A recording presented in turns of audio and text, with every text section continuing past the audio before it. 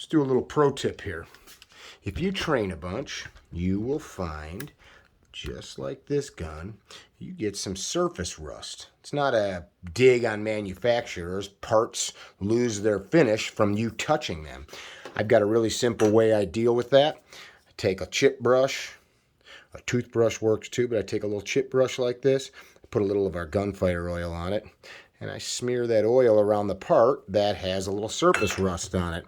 And then I take a toothbrush and I scrub it in, and that loosens up that surface rust, and it also puts a nice protective layer of our lube on there. And if you want to, you can clean it off with a little bit of a paper towel, and there you go. Nice and cleaned up again. Something you can do every time you come in out of the rain, or from time to time you may notice on your concealed carry gun, as I have right here, from my belly rubbing on this, you get a little bit of surface rust. If I can get that, there we go.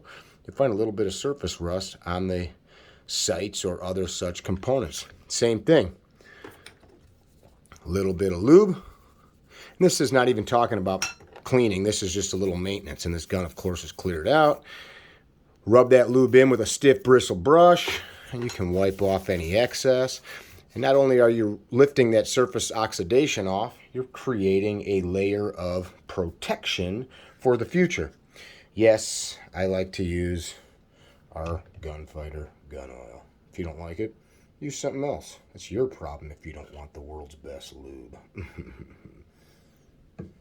Thanks for watching.